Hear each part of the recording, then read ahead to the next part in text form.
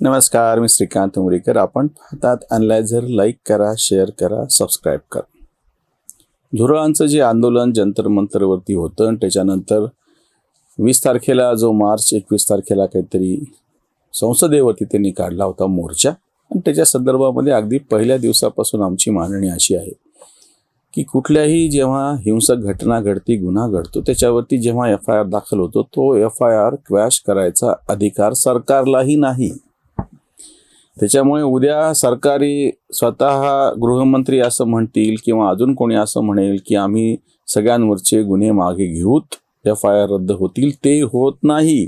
त्याची प्रक्रिया ही कायदेशीरच आहे. हे प्रत्यक्ष कोर्टामध्येच व्हावं लागतं. दुसरी त्याच्यातली सगळ्यात महत्त्वाची गोष्ट म्हणजे ज्यांनी पोलिसांनी केलेल्या ॲक्शनच्या संदर्भात अतिशय घाणेरडं, अतिशय देशविघातक, प्रत्यक्ष आपली जी एक संविधानाची चौकट आहे, व्यवस्था आहे, शासन व्यवस्था, तिची जी मूळ चौकट आहे तीच उधळून टाकण्याचं जे सगळं नॅरेटिव्ह पसरलं होतं की पोलिसांनी कसं काय लाठी मारला केला, पोलिसांनी कीलवाली लाठी से मारा, साध्या वेशातले पोलीस कसे होते, फेस रिकग्निशन सिस्टीम बसून आमच्या प्रायव्हसीचा भंग कसा केला, सगळी बोंब करून झाली. आणि ह्या सगळ्या नावा जाऊन सुप्रीम कोर्टच्या दगडावरती फुटतात. हे आमचं पहिल्या दिवसापासून म्हणणं होतं. 2 दिवसापूर्वीची गोष्ट आहे. सुप्रीम कोर्टामध्ये दिल्ली पोलिसांनी जे शपथपत्र दाखल केलेले त्याच्यात एक एक गोष्टीचा खुलासा केल्याने इतक्या चिंधड्या उडालेल्या आहेत. हे तर झुरळांचं तर काही बोलूच नका. ते तर नवीन पोर आहेत. त्यांना ज्यानी कोणी झपटमध्ये आणलं ते त्याच्या झपटमध्ये आले आणि त्यांचं काय व्हायचं ते होईल. मला त्याचं काही आश्चर्य वाटत नाही. पण त्याहीपेक्षा महत्त्वाची गोष्ट म्हणजे त्यांना पाठिंबा देणारे जे विरोधी पक्ष होते, त्याच्यानं त्यांचं समर्थन करणारे तथाकथित हे लिब्रांडू, बदमाश, विचारवंत जे सगळे होते ते कसे उघडे पडले बघा. सगळ्यात पहिला मुद्दा मी तुम्हाला सांगतो की ज्या एखाद्या मोर्चासाठी धरणं, आंदोलन, उपोषण कशासाठीही पोलिसांची परवानगी लागते. पोलिसांनी परवानगी दिली नाही आणि तरी जर तुम्ही काही केलं असेल तर ते अवैध ठरतं. त्याच्या विरोधामध्ये पोलीस जी काही कारवाई करतील त्याच्यावरती तक्रार करता येत नाही. मी ते एक फार स्पष्ट भूमिका घेतलेली आहे. मी स्वतः त्याच्यातून गेलेलो असूनही तुम्हाला मी पोलिसांचीच बाजू सांगतो. आम्ही जेव्हा 2013 मध्ये रस्त्यासाठी आंदोलन केलं, जेमतेम तास, 1.5 तास सगळं म्हणून रस्ता रोखला गेला होता. दुसऱ्या दिवशी जेव्हा पोलिसांची परवानगी नव्हती, ह्या मुद्द्यावरती पोलिसांनी आमच्यावरती गुन्हे दाखल केले. जामीन नाकारल्याच्यानंतर मला तुरुंगात जावं लागलं. पण ह्या सगळ्या गोष्टीच्या संदर्भात मला एका शब्दाचीही तक्रार पोलीस आणि कायदा आणि सुव्यवस्थेची सगळी जी चौकट आहे त्याच्या बाबतीत करता येत नाही. गांधींनी सविनय कायदेभंग म्हटलं होतं. तो प्रकार होता. विनयासह हे सगळं करायचं होतं. शांततेच्याच मार्गाने ते करायचं होतं. एवढं केल्याच्या नंतर सुद्धा सरकारी कायदा मोडला. मी त्यांची परवानगी घेतलेली नव्हती. सरकारी एक वाहन त्याच्यामध्ये आणलं. सरकारी कामकाजात अडथळा, हे पण आमच्या विरोधात कलम लावल्या गेलेलं होतं. ह्याच्या विरोधातली जी शिक्षा आहे ती चुपचाप मुकाट भोगावी लागत असते. नंतर जेव्हा महाराष्ट्र सरकारने असा एक GR काढला की ज्या आंदोलनामध्ये कुठलीही सार्वजनिक मालमत्तेची हानी झालेली नाही, कोणाच्या ह्याची हानी झालेली नाही, हिंसाचार झालेला नाहीये, रक्त सांडलेलं नाहीये, शांततेच्या मार्गाने झाले, ते सगळे गुन्हे तातडीनं वापस घ्यावेत असं म्हणल्याच्या नंतर 5-6 वर्ष दीर्घकाळ तो खटला सगळा चालला. आम्हाला सगळं त्याला तोंड द्यावं लागलं. पण ह्याची तक्रार करता येत नाही. तुम्हाला मी सांगतो, मी स्वतः भोगू नये, मी पोलिसांची बाजू घेईल की त्यांनी जे काम केलं ते बरोबर. आता तुम्ही बघा, हे जे बदमाश होते सगळे झुरळ, त्यांना पाठिंबा देणारे, ह्यांना फक्त परवानगी जंतर मंतरवरची होती. संसदेवरती मोर्चा काढायची परवानगी ह्यांना मिळालेली नव्हती. किंवा प्रत्यक्षामध्ये जिथे बॅरिकेड्स लावलेले आहेत तेही ह्यांनी तोडलेले. नको त्या ठिकाणी हे घुसलेले आहेत. यांना सगळं सांगितलेलं असताना पोलिसांनी माईकवरती वारंवार घोषणा केलेली आहे, सांगितलेलं आहे की आता तुम्ही पुढे जायचं नाही, इथपर्यंत आला तिथून मागं राहा. एवढं सगळं झाल्याच्या नंतर सुद्धा दगड फेकलेले आहेत, हिंसाचार केला गेलेला आहे, नको तिथं घुसलेले, भाषा तर घाणेरडी वापरली. आणि नंतर हे म्हणतात की पोलिसांनी लाठ्या का चालवल्या. पोलीस लाठी चालवणारच, पोलीस त्याच्यासाठीच बसवलेले आहेत. नंतर काय सांगितलं की कीलवाली लाठियों से मार दिया. एकच फोटो दाखवलेला आहे, त्याचंही सगळं पूर्णपणे चिरफाड आता सर्वोच्च न्यायालयामध्ये उघड झाली. वेगवेगळ्या पत्रकारांनी हे सगळं मांडलेलं आहे. मी तरी तुम्हाला त्याच्यातलं छोटंसं सगळं सांगतोय. ज्या एका काठीवरती झेंडा होता, झेंडा निघून गेला, ह्यांच्या सगळ्या म्हणजे ह्यांनी खरं तर झेंड्याचा अपमान केला म्हणून ह्यांच्यावरतीच गुन्हे दाखल करायला पाहिजेत.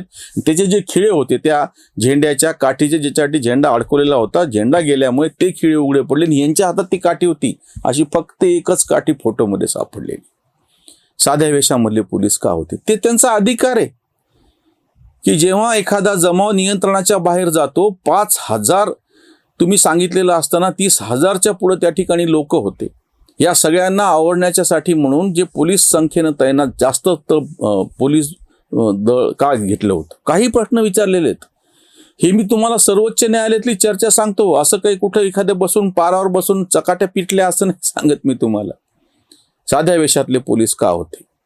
खिळे असलेल्या दंड्यांनी कशी मारहाण केली, त्याच्यानंतर फेस रिकग्निशन सिस्टीम वापरून आमची प्रायव्हसी कशी भंग केली. अजून एक पुढची गोष्ट आहे, तुम्हाला तर हसू येईल की त्या ठिकाणी पिण्याच्या पाण्याची व्यवस्था कशी नव्हती. आंदोलन तुम्ही करायचं, कायदा तुम्ही मोडायचा आणि एवढं सगळं केल्याच्यानंतर आमच्या पिण्याच्या पाण्याची व्यवस्था का नव्हती, शौचालय का नव्हते उभारलेले त्या ठिकाणी, पिझ्झा बर्गर का नव्हतं दिलं, दुपारचा चहाच नाही भेटला, सकाळी चहा उशिरा कस काय दिला, काय लावलंय, काय काय चाललंय, काय हा सगळा तमाशा प्रत्यक्ष कोर्टामध्ये चालू आहे. तुम्ही प्रत्यक्ष तिथे जाऊन रिजवान अहमद म्हणून ज्या वकिलांनी, त्यांचं तर मी नेहमी ऐकतो, मला फार कौतुक वाटलं, त्यांनी असं त्याच्यामध्ये दावा केलेला आहे की तुम्ही ही FIR रद्दच कसे करता. या सर्वोच्च न्यायालयात दाखल झालेल्या केसमध्ये रिजवान अहमद स्वतः अपीयर झाले सर्वसामान्य लोकांच्या वतीनं. ह्यांच्यावरची FIR वापसच कसे घेता. अतिशय बरोबर स्टँड येतो. कोणालाच FIR वापस घ्यायची. अगदी सॉलिसिटर जनरल असं म्हणाले की जे दोषी नाहीत त्या विद्यार्थ्यांवरचे, आणि मग त्यांच्यावरती FIR दाखल झालेलेच नाहीत, वापस घ्यायचा कुठं मुद्दा आला. जे दोषी आहेत त्यांच्यावरचे FIR वापस घ्यायचा प्रश्नच येत नाही ना, कुठला कायदाच नाही असं. रिजवान अहमद यांनी जी पोल ह्यांची सगळी खोडली, काय म्हणता येईल त्याला, खोलली आहे, चिंधड्या उडवलेल्या आहेत की जर उद्या न्यायालयाने असं अतिशय मऊ पद्धतीनं वागले तर हा नियम होऊन बसेल आणि बाकीचे सगळे आंदोलनवाले म्हणतील आमच्यावरचे गुन्हे वापस घ्या, FIR वापस घ्या. मग तुम्ही लक्षात घ्या की ह्यांनी नेमकं कुठल्या कायदे नामक गांधील माशीच्या वारुळाला, त्या ह्यालाच हात घातलेला आहे, बोळ्याला हात घातलेला आहे. त्याच्यामुळं आता जे सगळं उठलेलं आहे ना विषय, हेच तर काय व्हायचं ते होईलच, मला त्याचं काही आश्चर्य वाटत नाही. हे झुरळच आहेत ते, त्यांच्याबद्दल त्यांना काही बोलूच नका. त्यांच्या दुसऱ्या आंदोलनासाठी लोकांनी जागा दिली नाही कुठं उपलब्ध. पण त्याला पाठिंबा देणारे जे काही नॅरेटिव्ह चालू होतं, अगदी कोणी कलाकार वगैरे समोर येऊन विद्यार्थ्यांना कसं ती काठी, त्याला खिळेन, त्याच्यावरती रक्त सांडलेलं आणि विद्यार्थ्यांचं रक्त कसं, असे जेव्हा मीम वगैरे आणि ते सगळे व्यंगचित्र वगैरे बघायला मी चकित झालो. मी स्वतः प्रत्यक्ष पोलिसांच्या अत्याचाराला तोंड दिलेलं आहे आणि हे सगळं करून सांगतो. शांततेच्या मार्गानं आंदोलन केल्याच्या नंतर पोलिसांनी केलेल्या गोळीबारात 3 शेतकरी शहीद झाले होते हिंगोलीच्या जवळ सुरेगाव येथे. शेतकरी संघटनेच्या आंदोलनात, तरीही त्याच्या विरोधातलं आंदोलन आम्हाला शांततेच्याच मार्गानं करावं लागलेलं होतं. शेकडो पुरुष तर जाऊ द्या, बायका त्यांच्याजवळ तान्हे मुलं होते, त्या सगळ्यांना लाठी हल्ला केला. ते सगळे जखमी अवस्थेमध्ये परभणीला माझ्या घराजवळचं एक मोठं खुलं मैदान त्यावर त्यानं ठेवलं. ते लहान बाळ, तेव्हा माझ्या आईनं जाऊन तक्रार केलेली होती की ते लहान लेकरे, त्यांच्या दुधाची काहीतरी व्यवस्था तुम्हाला करावं लागेल, नाही तर त्यांना सोडावं तरी लागेल. आणि हे सगळं शांततेच्या मार्गाने करावं लागलेलं होतं. आज एक तर हे हिंसा करणार, प्रत्यक्ष सरकारी व्यवस्थेवरती हल्ला करणार, नियम तोडणार आणि नियमाप्रमाणे ह्यांच्यावरती कारवाई झाली तर बॉम्ब करणार. सर्वोच्च न्यायालयात ज्या पद्धतीनं ह्यांच्या सगळ्या नॅरेटिव्हची बँड वाजलेला आहे, पोलखोल झालेली आहे, चिंधड्या उडालेल्या आहेत. FIR तर रद्द होतच नाहीत तुम्हाला मी सांगतो. त्याच्यामध्ये ज्यांनी 2873 तर फेस रिकग्निशन त्यांच्या सिस्टीममधून हे प्रत्यक्ष वेगवेगळ्या ह्याच्यातले गुन्हेगार कसे आहेत हे समोर आणलेले, हे तर अजूनच भयानक आहे तुम्हाला मी सांगतो. म्हणजे त्यांच्या बाबतीत तर काही प्रश्नच नाही, न्यायालय काय कोणीच काही बोलू शकत नाही. त्यांना जे काही पद्धतीनं व्हायचे ती शिक्षा होणारच आहे, ती गोष्ट वेगळी. पण बाकीचे सुद्धा जे सापडलेले आहेत, जो विद्यार्थी आधी निर्दोष आहे, निरागस आहे, सगळं आहे, पण तो प्रत्यक्ष तिथं दगड फेकत असेल आणि त्याचा जो फोटो असेल तर त्याला शिक्षा होणार. हे जे सगळे जे आहेत ना, ज्या पद्धतीनं हे बोंबा मारत होते ना, त्यांचं जे समर्थन करत होते ना, मी तर खरं म्हणतो अजून एक कायद्यामध्ये सुद्धा एक हे व्हायला पाहिजे. जे प्रत्यक्ष हिंसाचार आणि गुन्हेगारच्या मध्ये सिद्ध झालेले आहेत ना, त्यांचे समर्थन करणाऱ्यांना पण शिक्षा व्हायला पाहिजे. जर तुम्ही संविधानाची चौकट मान्य करता, लोकशाही मान्य करता, बाबासाहेबांचं संविधान, बाबासाहेबांचं संविधान, बाबासाहेबांचं संविधान म्हणायला सोपं आहे, तर मग पाळा ना प्रत्यक्षामध्ये. एकही शब्द असा लिहिलेला नाही बाबासाहेबांनी की तुमची मागणी खूप बरोबर आहे, त्याच्यामुळे तुम्हाला अधिकार आहे की तुम्ही पोलिसांना मारा, तुम्हाला अधिकार आहे की तुम्ही दुसऱ्याचा जीव घ्या, तुम्हाला अधिकार आहे की तुमची मागणी फार बरोबर आहे म्हणून तुम्ही सर्वसामान्य लोकांचा वर्षभर रस्ता अडवून ठेवा, 10 वर्ष रस्ता अडवून ठेवा. हे जे काही त्या कृषी आंदोलनामध्ये घाणेरडा प्रकार झालेला होता ना, भंकस सगळे.